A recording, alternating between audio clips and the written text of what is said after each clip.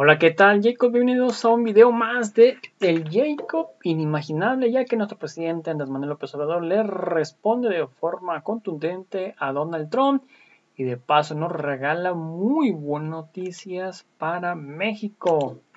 Increíble, pero cierto, así que pues bueno, sin más preámbulo, pues veamos de qué se trata, cómo estuvo y ahorita comentamos, ¿por qué no? Y es que todo sucedió prácticamente así. De esta manera. Desde luego a los trabajadores petroleros que nos han apoyado para el rescate de esta empresa de la nación, que siempre fue como la gran tentación, siempre quisieron desde la expropiación en el 38 privatizarla. Ahí en la expropiación los conservadores se unieron y hasta formaron un partido un año después, que no voy a mencionar,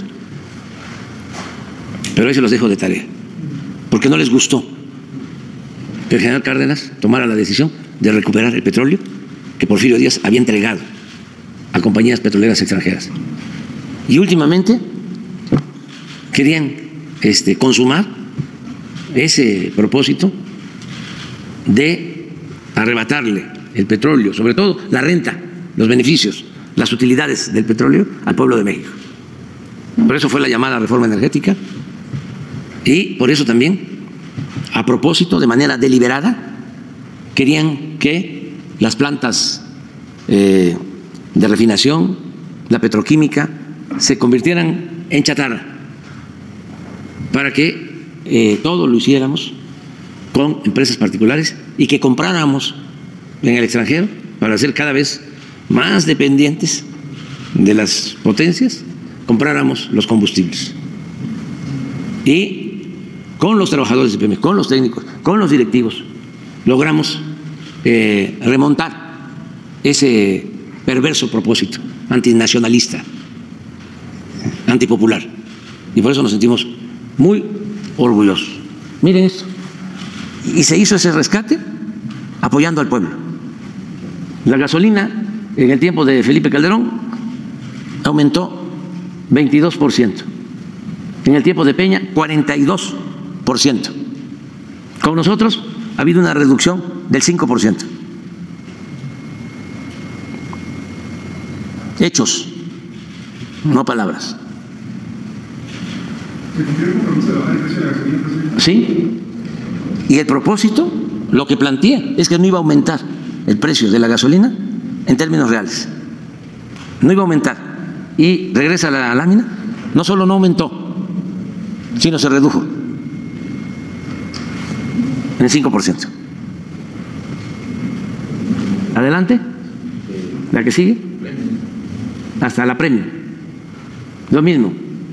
Con Calderón aumentó 5.7%, con Peña 46%, y nosotros logramos reducir el precio 6% en términos reales. Ahí está el diésel. Con Calderón casi 50%. Lo mismo, con Peña 48.6% y con nosotros se redujo en 6.7%. Adelante. Esto es importantísimo. Con Calderón hubo una disminución en el gas de 1.5%. Con Peña aumentó 28.9% y con nosotros una reducción del 24.6%. Esto me entusiasma, me llena de orgullo, porque esto significa que se puede comprar un cilindro de gas de 20 kilos en 400 pesos, que es el gas que más consume la gente pobre. Entonces, vamos a seguir informando. En el caso de la deuda, vuelve a poner la gráfica, porque cómo manipulan, desinforman con eso. Ese es el resultado. Desde Calderón hasta Peña, un aumento del 91% de la deuda de Pemex. 91% de aumento. de la deuda, estamos hablando en dólares, de 68.9 millones de dólares a 132.000 millones de dólares. Y en el tiempo nuestro una disminución prácticamente del 25% de la deuda. De esos, sí, de esos 132.000 a 99.000. 32.9 mil millones de dólares menos de deuda. Ya, para los expertos, ¿no? Los sabiondos, lectores de noticias y empleados de la mafia del poder, tengan para que aprendan. Vámonos. ¿Qué tal? Muy buenos días a todos y a todas. Señor presidente, miembros de Pemex. Juan Hernández de Diario Basta, de Grupo Cantón, Tabasco Hoy, Campeche Hoy y Quintana Roo Hoy. Preguntarle, en Diario Basta dimos a conocer que millones de pesos saldrán de varios fideicomisos del Poder Judicial de la Federación. Esto es tras un comunicado que se distribuyó el pasado miércoles 10 de julio, información que curiosamente ningún medio de los llamados grandes lo ha dado a conocer hasta el momento. Y es que el Consejo de la Judicatura Federal informó a todos los trabajadores del Poder Judicial de la Federación en todo el país sobre la autorización de un programa extraordinario de retiro del Fondo de Reserva Individualizado, FORI. Este hecho sin precedentes, así lo dice el Consejo de la Judicatura, permitirá a los más de 45.000 trabajadores del Poder Judicial retirar hasta el 50% de su saldo acumulado en la Dirección de Prestaciones Institucionales. Llama la atención ese fondo, el FORI, porque tenía varios candados para que algún trabajador del Poder Judicial pudiera retirar estos fondos. Uno de ellos es que el trabajador ya no estuviera ahí, u otro que lo hubieran despedido de manera injustificada. En los dos casos, bueno, ya no tuviera que pertenecer al Poder Judicial. Y bueno, esta situación, la fecha límite establecida para el retiro de estos recursos es hasta el 31 de octubre del 2024. Aquí la pregunta concreta es, ¿qué se debería de hacer? O en este caso, su opinión referente pues a con este primer inicio de un saqueo hormiga de los fideicomisos. ¿A qué me refiero con esto? Me refiero que ante una inminente reforma del Poder Judicial, pues están empezando con este tipo de maniobras, y preguntarle en todo caso si alguna dependencia, como en este caso Hacienda, debería hacer alguna fiscalización referente a esta situación. Porque así como ocurre con este FORI, también puede ocurrir con otros fideicomisos que realmente a ciencia cierta no se sabe quiénes lo manejan, cómo se están dando el uso de estos recursos. Y bueno, pues reitero, ante una inminente reforma del Poder Judicial se está empezando a dar estos primeros pasos. Esa sería la primera. Sí, según entiendo, lo que están llevando a cabo es que ya se están repartiendo los fondos del fideicomiso. Es eso. Así es. Para que cuando se lleve a cabo la reforma, si es que se aprueba, ya no tenga dinero el fideicomiso. Así es. Sí, eso corresponde revisarlo a Hacienda, pero más que nada al Poder Legislativo. Es un asunto que debería de atender con urgencia, porque tardan mucho. No vaya a ser que resuelvan dentro de 2 años. La Auditoría Superior de la Federación, que depende del Poder Legislativo, de la Cámara de Diputados. Investigar eso. A ellos les corresponde. Si es legal que estén repartiendo los fondos. A lo mejor es legal que utilicen esos fondos para los trabajadores del Poder Judicial. Si no lo es, pues tiene que intervenir el Poder Legislativo. Y pues lo mencionaba porque incluso voy a subrayar aquí textualmente, se llama Programa Extraordinario de Retiro. O sea, era algo que no existía, como sí. Se lo mencionaba, había candados. Y bueno, pues es digamos un síntoma de, no se podemos decir desesperación, o en este caso que fomenten el pánico ahí dentro de los trabajadores del Poder Judicial. Y bueno, como ya lo hemos visto en algunos sectores, pues se están manifestando muy legítima su manifestación, pero bueno, de alguna manera sí dejar constancia de lo que sí, está ocurriendo. Y va a servir también para ver a quienes incluye, porque siempre utilizan a los trabajadores, ¿no?, como parapeto, pero los que se llevan más son los altos funcionarios. Si hay un fondo, una cosa es lo que pueda recibir de ese fondo un trabajador de base, un oficinista,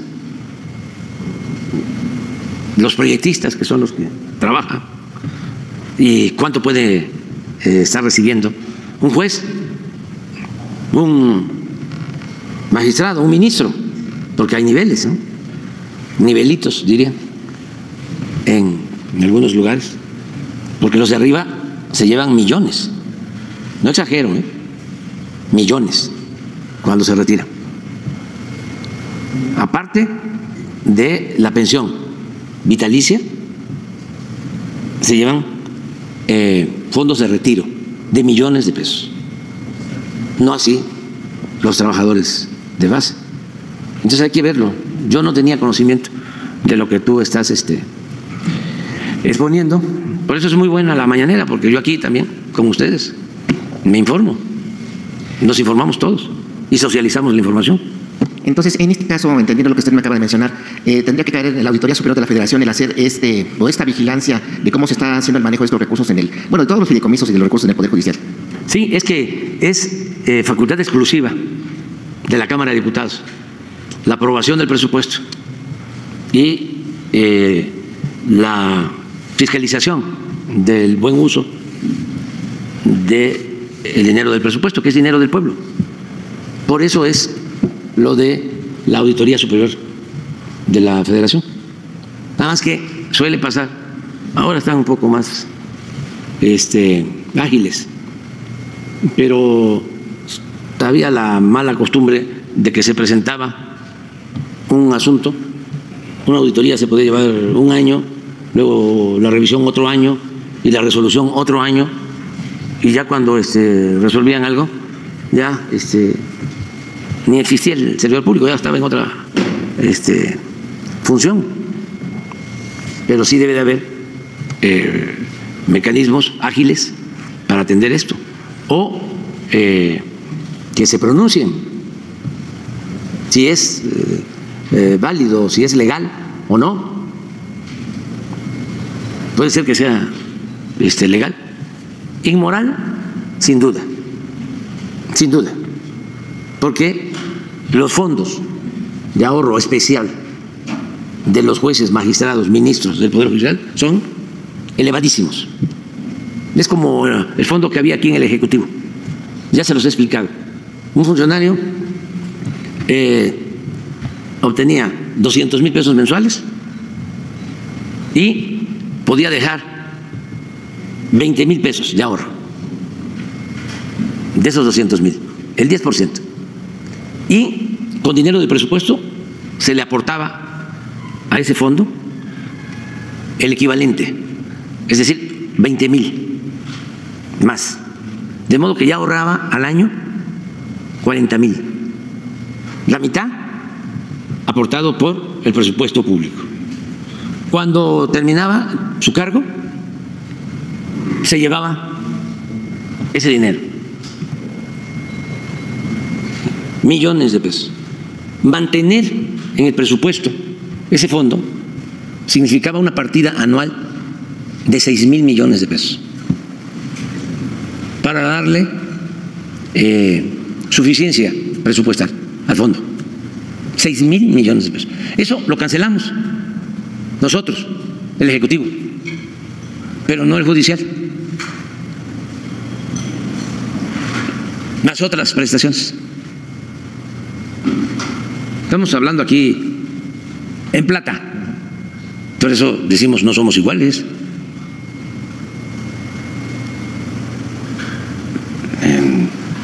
¿Cuánto ganan los ministros? Violando la Constitución. Imagínense, un ministro que viola el artículo 127 de la Constitución, que establece que ningún funcionario puede ganar más que el presidente, y ellos ganan 4 veces más que el presidente. Como si nada. Y hay todavía quienes los defienden, quienes no quieren que haya una reforma al Poder Judicial. Me llama la atención. Le han hecho 1, 2, 3 entrevistas a la presidenta de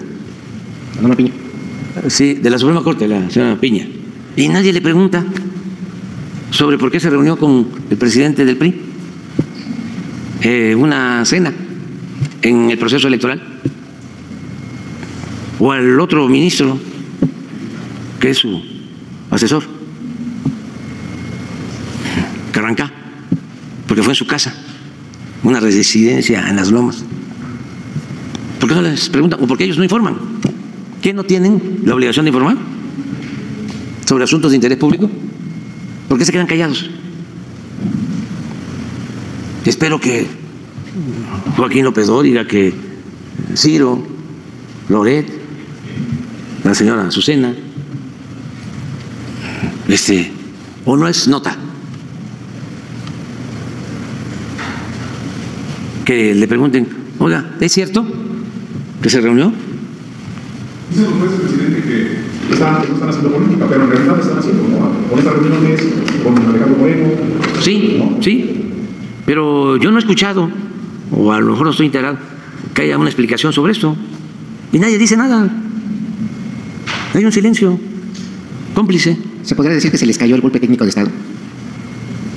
No, sería bueno que nos dijeran, a ver, ¿cómo estuvo? Ya si nos quieren decir qué cenaron, ¿no? ¿Qué vino? Sí,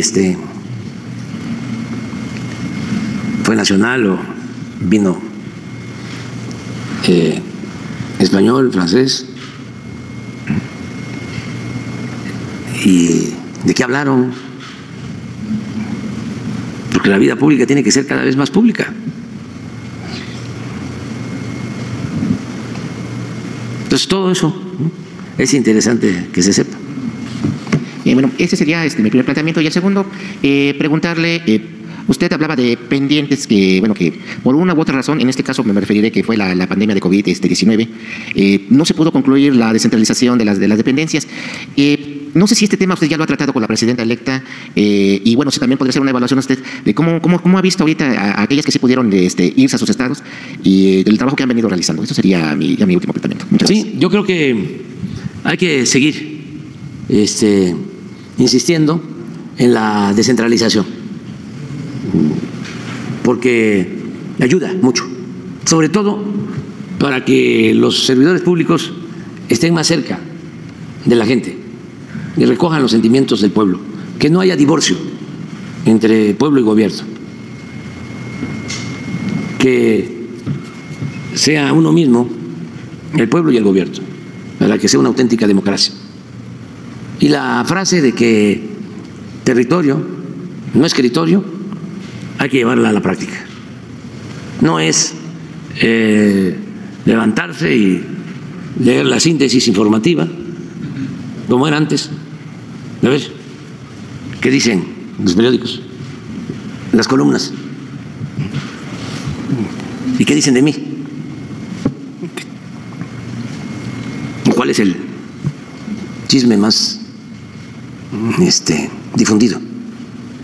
O el boletín, porque antes se repetía el boletín del gobierno. A veces no le quitaban nada y se reproducía igual como lo enviaba el gobierno en 2 o 3 periódicos. Entonces, a leer, ¿no?, y a desayunar tranquilo y llegar a la oficina a las 10, 10:30, ver 2, 3 cosas ahí y luego la cita para comer en un restaurante, no precisamente una fonda, de lo que se pierden también, ¿no?, porque cómo se come rico en las fondas, es comida suculenta. Y regresar un rato a la oficina y vamos de nuevo a la casa y a descansar sábado y domingo. Así era. Entonces, cuando se está en un proceso de transformación, pues hay que estar hablando de los ministros. Se avientan un mes al año de vacaciones. Un mes. Ahorita están de vacaciones. 15 días. Creo que van a regresar la semana que viene. Eso ni la gente lo sabe porque pues da igual si están o no están. Y en diciembre otros 15 días. Un mes.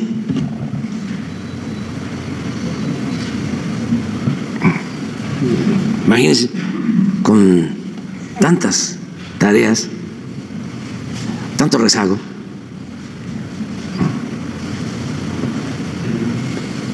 Entonces sí hace falta la transformación, el cambio. Y nosotros vamos a seguir informando, ¿no?, mientras estemos. Y estamos hablando, y es un hecho inédito, con la presidenta electa, de cómo llevar a cabo la transición. Y está embonando muy bien todo este proceso para que no se detenga, sobre todo lo que tiene que ver con el crecimiento económico, con la creación de empleos. Me dio mucho gusto que la presidenta decidió que va a iniciar este mismo año la construcción de trenes y que ese mismo año va a iniciar lo que nosotros no hicimos suficientemente. Va a construir 1 millón de viviendas por año. Y eso va a ayudar muchísimo porque la industria de la construcción tiene un efecto multiplicador. Se reactiva pronto la economía, se hacen las obras que requiere el pueblo, ya las viviendas que hace falta para jóvenes que están casándose o deciden vivir juntos, pero no tienen para la renta, o está muy cara la renta, y que van a tener oportunidad de tener su vivienda. Los más pobres, de acuerdo al programa que presentó la presidenta electa, prácticamente van a recibir la vivienda y van a pagar muy poco, porque son créditos a 25 años, sin intereses. Y en el caso de los trabajadores del Infonavit, pues ya hablamos de que hay una bolsa de 800,000 millones de pesos de ahorro, y el Infonavit va a construir vivienda, la va a rentar a precios muy bajos a los trabajadores, y el trabajador, ¿sí?, va a seguir pagando su cuota, y en un determinado tiempo ya va a tener para comprar su casa donde vive y se le va a descontar todo lo que pagó de renta.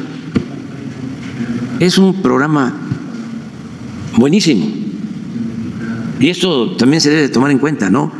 Cuando llegamos, el Infonavit tenía un fondo de ahorro de 150,000 millones y ahora el fondo de ahorro del Infonavit son 800,000 millones.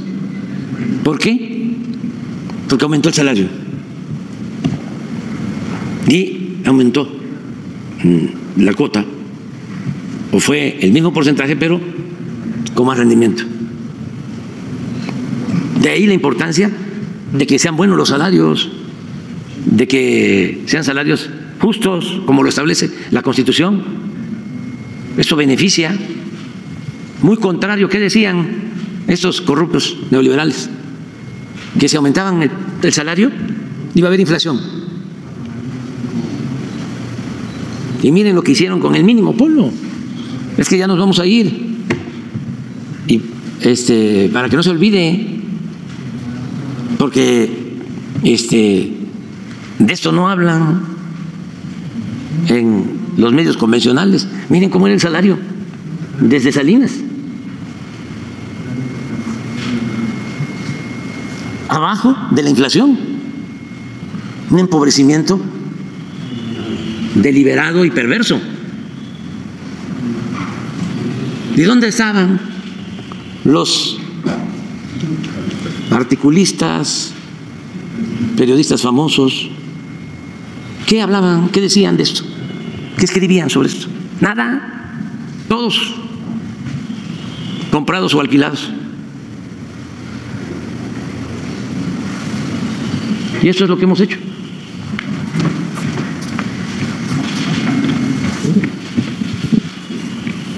¿Y ustedes creen que esto va a cambiar? No, no, porque el pueblo es mucha pieza y supo elegir.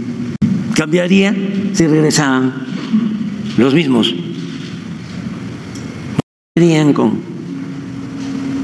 la misma cantaleta de que si aumenta el salario se desata la inflación.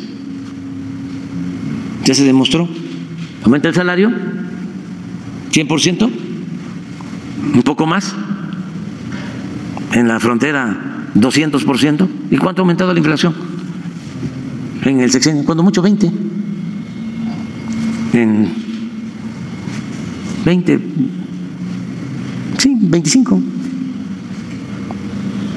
Pero el salario está por encima considerablemente de la inflación. Y esto ayuda. Aquí aprovecho para abrir un paréntesis, porque le voy a enviar una carta, lo anuncio, a mi amigo, Donald Trump, porque pienso que no le están informando bien sobre el tema migratorio y también sobre la importancia que tiene mantener la integración económica entre Estados Unidos, México y Canadá, sobre los dos temas. En el caso migratorio, le voy a demostrar de que los migrantes no llevan droga a Estados Unidos, que esa es una vil mentira, que los migrantes van a Estados Unidos a trabajar honradamente y que esa nación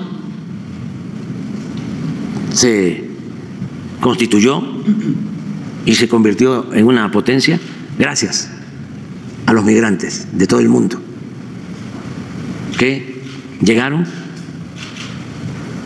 y hicieron un país muy próspero.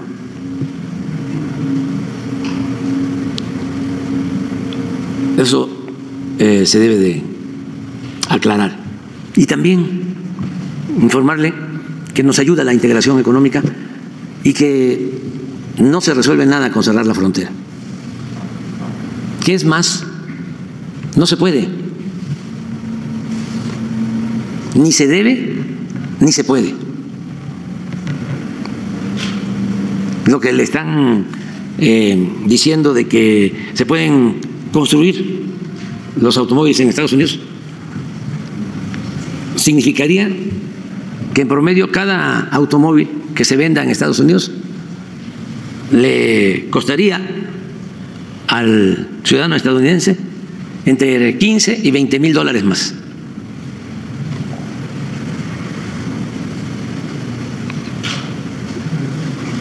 No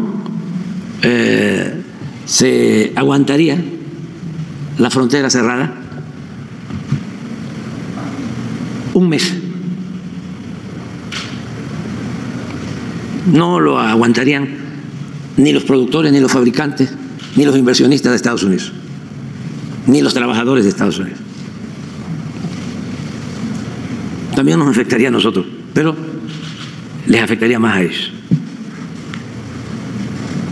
Entonces, como es un hombre inteligente, con visión, sé que va a cambiar su manera de pensar. Además, lo considero mi amigo y lamentamos mucho lo que le pasó. Y a lo mejor no le han informado, pero fuimos los primeros en el mundo como autoridad. En ningún caso un jefe de Estado, un presidente, un primer ministro desaprobó la acción casi de inmediato, cuando todavía no había certidumbre de lo que había sucedido. Ya nosotros ya estábamos condenando el hecho. A lo mejor me equivoco, y si hubo algún presidente, algún primer ministro, algún jefe de Estado, pero no, fuimos los primeros, por amistad y porque estamos en contra de la violencia. Como no sabíamos a ciencia cierta lo que había sucedido, le puse al mensaje, sea como sea. ¿Por qué no lo pones? Rechazamos la violencia por irracional. La voy a enviar la semana próxima con argumentos. No se trata de pelearnos, se trata de hablar con la verdad y tener conocimiento de la realidad. Sea como sea, reprobamos lo sucedido al expresidente Donald Trump. La violencia es irracional e inhumana. 4:40 de la tarde, hora de México, el día del atentado.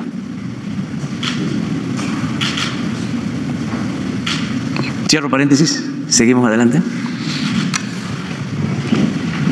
Presidente, muy buenos días a los funcionarios de Pemex. Ramón Ramírez Gutiérrez, de Noticieros El Reloj de la Tlaxiaqueña 91.5. Siempre le traigo un saludo, presidente, en esta ocasión del señor Alejandro Salinas. Usted lo menciona en sus páginas 244 y 245 del libro Gracias. Él es de Temascaltepec, en Cuquila y en Oaxaca, defensor comunitario que estuvo mucho tiempo preso, que coincidió con usted. A mí me tocó cubrirlo mucho tiempo durante su lucha comunitaria y en su localidad. Ahorita está en Estados Unidos, tiene un restaurante y le manda un afectuoso saludo.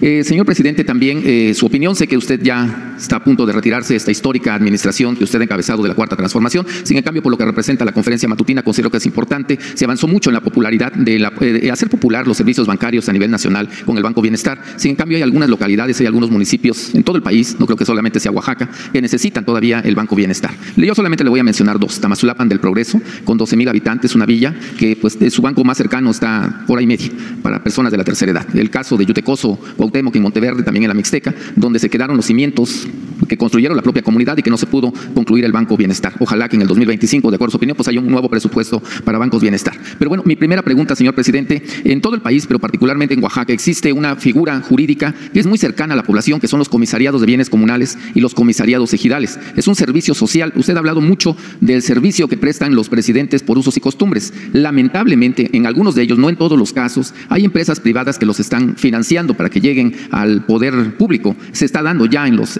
municipios por usos y costumbres, sistemas normativos indígenas, se le llama legalmente. Pero sigue existiendo esta figura que trabajan las personas, principalmente le digo de Oaxaca, que son los comisariados ejidales y los comisariados comunales. ¿Qué piensa usted? ¿No considera que pudiera haber un presupuesto para apoyar a estas entidades administrativas, agrarias, que están tan directamente relacionadas con la población, principalmente en comunidades indígenas, y qué otros apoyos pudieran recibir del gobierno federal?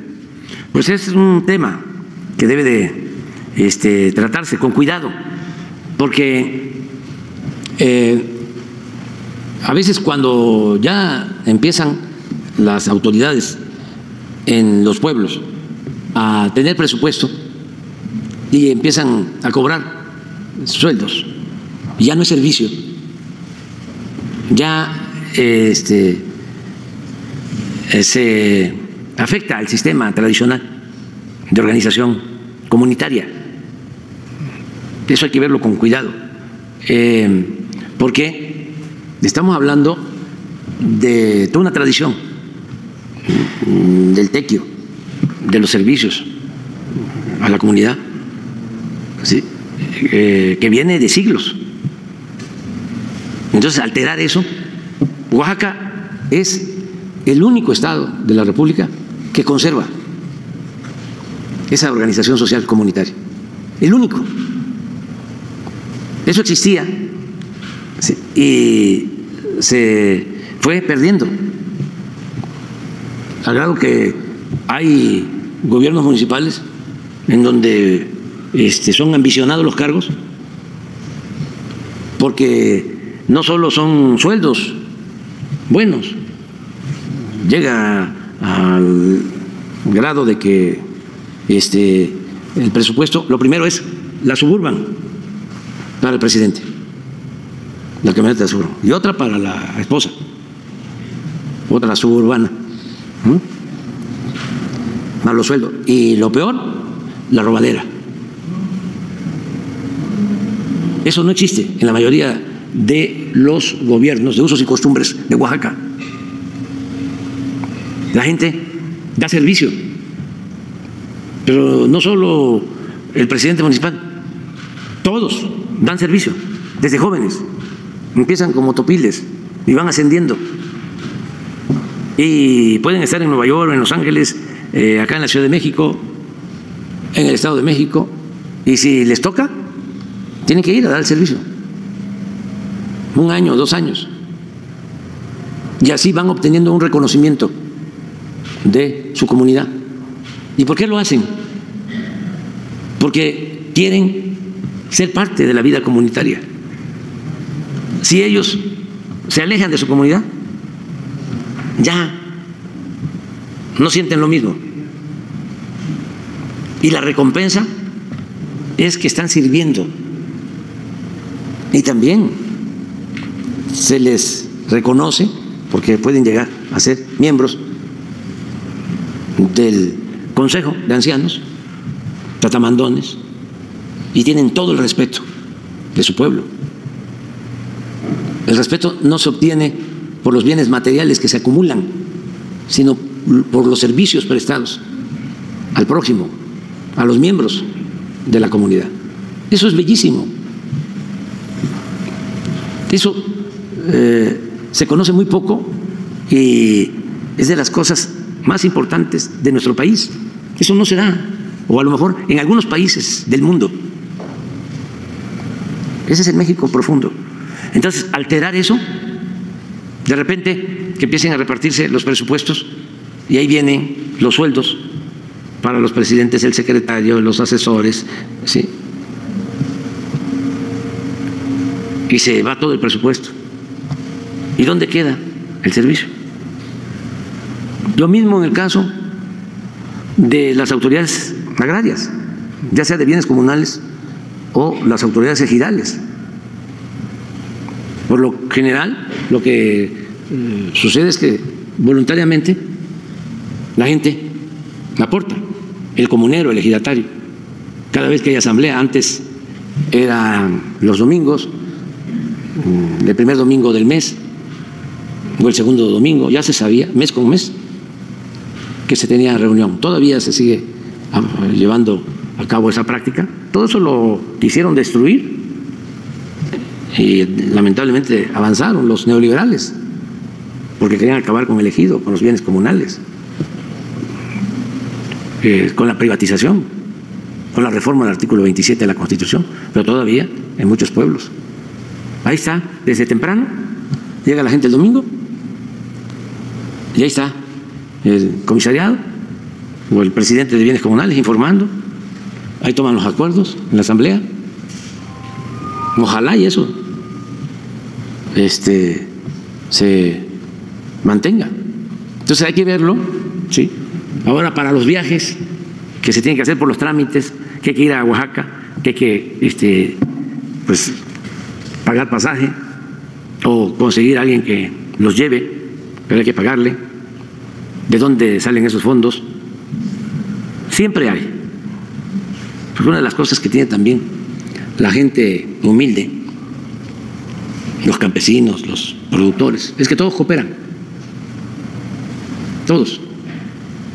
No hay avaricia. Está difícil que, no todos, ¿no? Porque no se puede generalizar, pero por lo general el que tiene más quiere más. Es como si el dinero llamara al dinero, pero abajo no. No, la gente es muy solidaria. Me ha tocado vivirlo eso. Por eso la foto, esa que pusimos, vuélvela a poner, porque estos somos los mexicanos.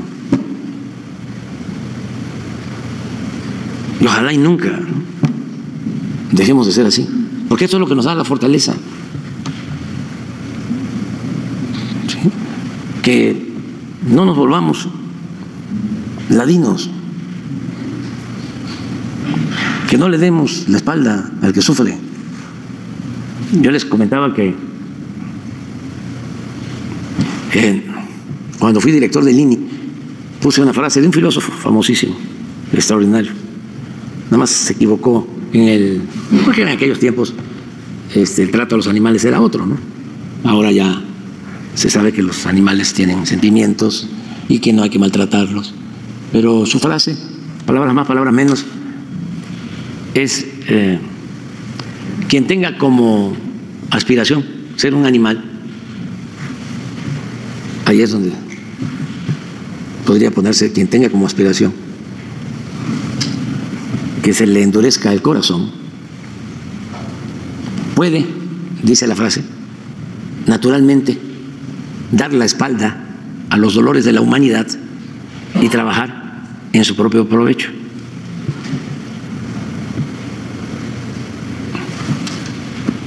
Ese es el humanismo mexicano. Pero bueno.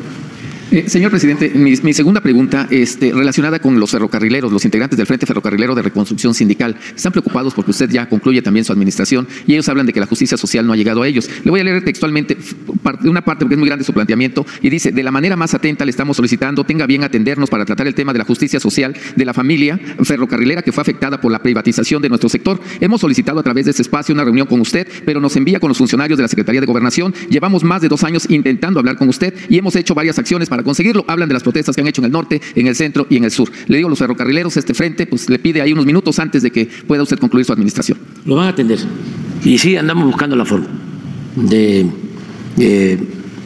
encontrar una solución. Es que despidieron a ferrocarrileros, despidieron en el periodo neoliberal de las privatizaciones a los trabajadores electricistas y hay muchos damnificados de la política neoliberal, miles. Entonces, estamos atendiendo a los electricistas. Ya estamos, Jesús, a punto, ¿no?, de llegar a un acuerdo. Hay 2 criterios, ya me lo explicaron ayer.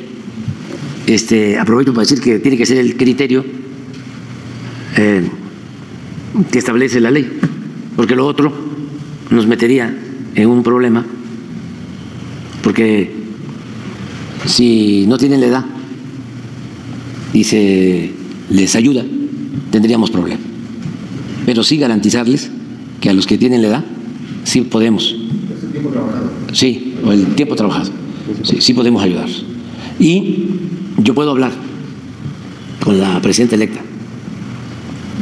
Y ella es muy sensible. Y si nosotros no tenemos todos los recursos, que nosotros aportemos algo antes de irnos, con el compromiso de que hacia adelante se les va a terminar de pagar. Esa es una solución. Y lo mismo en el caso de los ferrocarrileros. Así. Lo hicieron en la Ciudad de México, el jefe de gobierno, Martí Batres, con los de Ruta 100. Y nosotros aportamos también ahí. Esa es una forma. Es que fue mucho el daño. Y resarcir el daño lleva tiempo y mucho dinero, pero sí podemos hacer justicia. Vamos a ver cómo lo hacemos. Nos quedan todavía 2 meses. Y si no, la presidenta electa es muy sensible. Ella va a atender también muchas cosas. Es que hablábamos, fueron 36 años de dañar, de ofender, de humillar al pueblo. No hay en 36 años leyes que se hayan aprobado en beneficio del pueblo de México. Todas las leyes que se aprobaron o las reformas que se llevaron a cabo en el periodo neoliberal fueron para beneficiar a una minoría, para privatizar el ejido, para privatizar las pensiones de los trabajadores, para afectar conquistas laborales de los trabajadores, para entregar los bienes de la nación y del pueblo a particulares. Todas. En mi último libro hago un relato, reforma por reforma, ¿quiénes las aprobaron? No van a encontrar nada en beneficio del pueblo. Lo mismo el Poder Judicial. no se me va a olvidar de que cuando propone el Ejecutivo la reforma energética para entregar los bloques de territorio petrolero a particulares, algo que se combatió siempre desde la expropiación y desde siempre también los conservadores lo ambicionaban. Me acuerdo que se hace una protesta porque en ese momento, entre otras causas, a mí me da un infarto y se quedan compañeras, compañeros, pero el movimiento muy desgastado, porque estos con todo el aparato mediático, radio, televisión, periódicos, ¿no?, echaron a andar una campaña engañando de que esa era la salvación de México, esa era la salvación del maíz, porque teníamos un tesoro en las aguas profundas, pero que no lo podíamos sacar porque no teníamos financiamiento ni teníamos tecnología. Entonces, que si se hacía la reforma iba a llegar a raudales la inversión extranjera y que además con esto iba a haber trabajo y iban a bajar el precio de las gasolinas, de la luz. Puras mentiras. Y nosotros queriendo defender que no se privatizara el petróleo y pues no se pudo detener la privatización. Entonces hicimos todo, convocaba yo cada 15, cada mes a movilizaciones. No podíamos llegar al Zócalo porque el Zócalo estaba prohibido para nosotros, nos negaban el Zócalo.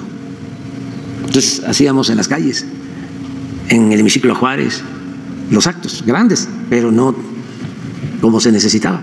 Y en una o dos ocasiones conseguimos el Zócalo, casi implorándolo, que nos los prestaran, que nos dieran oportunidad de manifestarnos, y convocamos y pensamos, se va a llenar el Zócalo y las calles.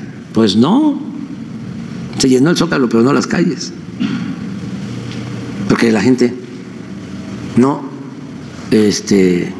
pensaba que era algo grave y además no se pudo enfrentar la campaña mediática. Muy distinto a lo que pasó hace 2 meses, que fue un gran triunfo del pueblo. Ahí sí el poder mediático no pudo, un gran triunfo. Yo creo que nunca había pasado eso. Sí. Por eso andan ahí todavía, turulatos. Todavía no alcanzan a comprender lo que sucedió. Pero recuerdo que uno de los mecanismos, siempre luchando por la vía pacífica, ¿no?, que usamos fue hacer una solicitud de acuerdo a la Constitución para llevar a cabo una consulta, que se le preguntara al pueblo. Y la Constitución habla de reunir una cantidad de firmas. Reunimos como 3 millones de firmas y se entregaron al Congreso y el Congreso a la Corte, y los de la Corte todos en contra de estos, en contra de la consulta, y palo, porque pues todas las instituciones estaban secuestradas por la oligarquía, que eran los dueños de México, los que se sentían los dueños de México. Ellos controlaban todo. Por eso fue sabio lo que me dijo el migrante poblano allá en San Quintín, el maestro: vamos a ganar, licenciado. Y así como el presidente Juárez se paró a la iglesia del Estado, porque a Dios lo que es de Dios y al César lo que es del César, así ahora lo que se requiere es separar, fíjense lo sabio, el poder económico del poder político, que era lo mismo, como todavía sucede en el Poder Judicial, donde los ministros son como empleados de los potentados. Y me decía el migrante: y que el gobierno represente a todos, a ricos y a pobres, creyentes, no creyentes, a todos los mexicanos. Que sea un gobierno del pueblo.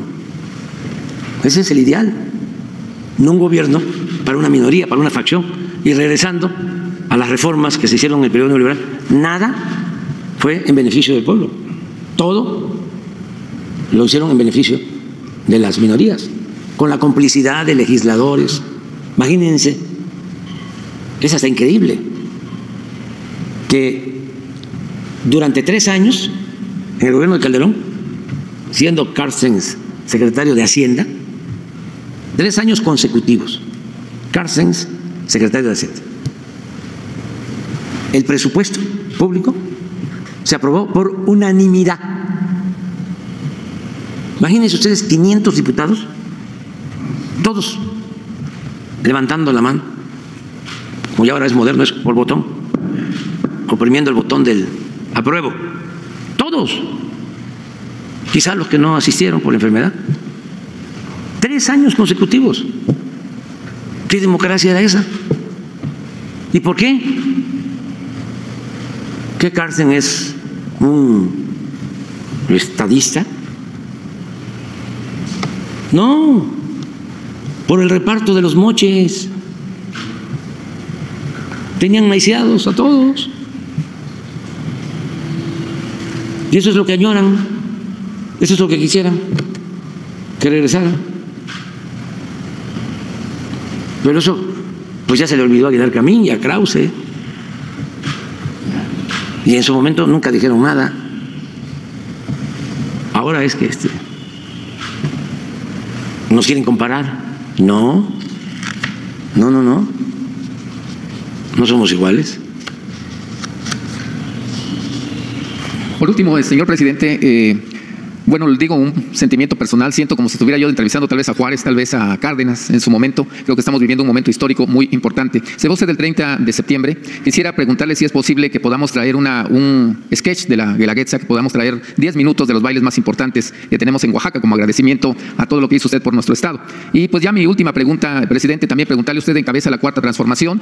Sin en cambio, tengo una duda y creo que la tiene mucha población del pueblo de México. ¿Qué va a pasar? En la primera transformación que usted habla, que fue la independencia, los conservadores después se enquistan en el poder, en el triunfo de los independentistas. Cuando la reforma, lo mismo, los conservadores nuevamente vuelven a asumir el poder. En la época de la revolución, también los porfiristas, después de que concluye la revolución, pues buscan la forma de meterse al poder. ¿Cómo hacerle para que en esta cuarta transformación no vaya a suceder lo mismo? Vemos como ve el pueblo de México con tristeza que algunos de los más defensores del antiguo régimen, ya sin decir nombres, de mi estado hay uno que se habla de que probablemente ocupe un cargo público muy importante. ¿Cómo hacer para que se cuide lo esencial de la Cuarta Transformación que tanto ha permeado en beneficio del pueblo de México?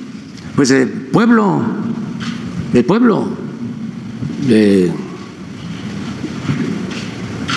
cuando hubo una elección en Estados Unidos, así como la que va a haber, fue candidato Clinton, y él decía que cuando pensaba qué hacer, qué hacía falta, él se contestaba la economía y le agregaba otra cosa que no puedo decir. Pues sí, la economía, tonto, lo decía más fuerte, pero, o sea, porque hacía falta atender la economía. ¿Qué hace falta ahora? Pueblo. Que se siga pensando en el pueblo, que no haya divorcio, que el gobierno siga atendiendo al pueblo, respetando al pueblo, escuchando a todos, pero dándole preferencia a los humildes. Y eso va a llevar a que cada vez se tenga más apoyo. ¿Por qué fracasó un hombre bueno como Madero? Porque no pudo o no entendió de que era importante tener el apoyo del pueblo para transformar. Por ejemplo, él quería al principio la alianza con Zapata. Zapata también quería la alianza con Madero.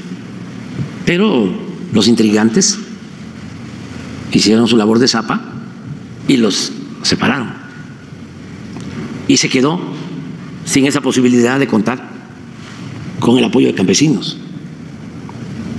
Y al final se quedó sin base social de apoyo. Se entregó a estos militares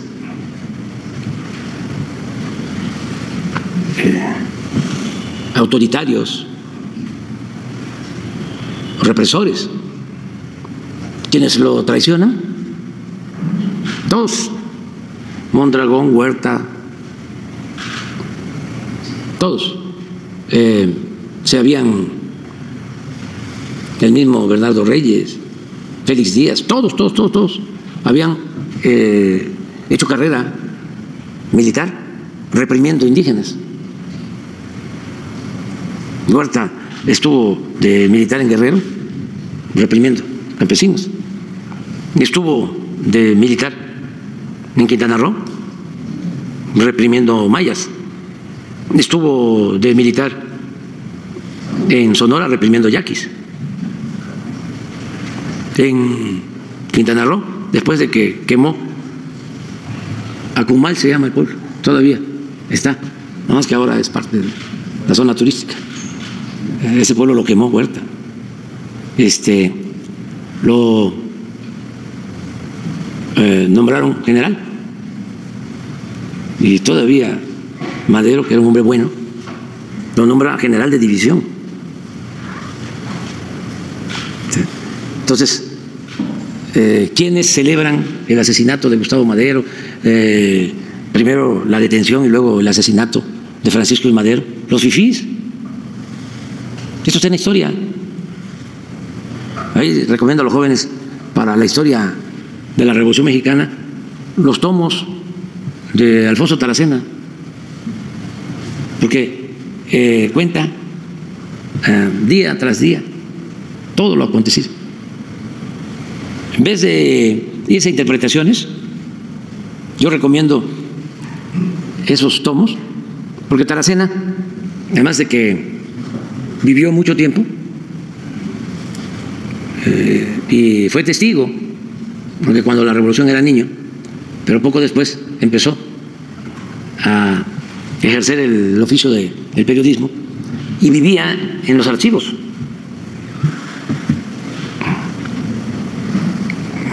Trabajó mucho tiempo en el Universal y en otros periódicos. Entonces narraba día con día. Entonces ahí habla Taracena de los fifís, que eran como juniors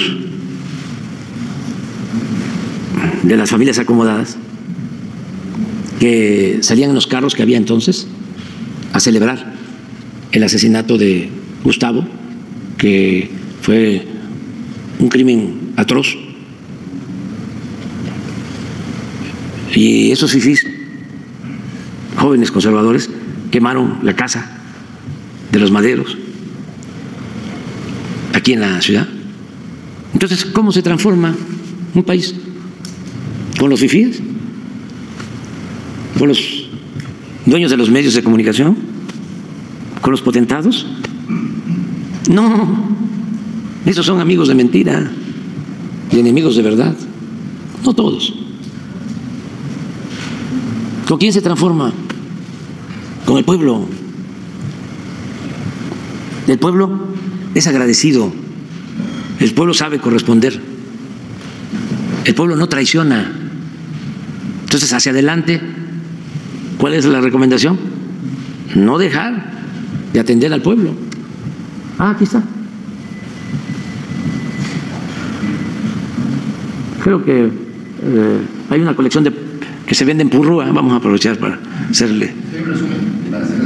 Y aparte de la colección. Sí, de Purrúa, porque a pesar de los años se mantiene todavía como librería y no son grandes negocios, ¿no? Los libreros no. Se enriquecen. Recuerdo mucho al dueño del sótano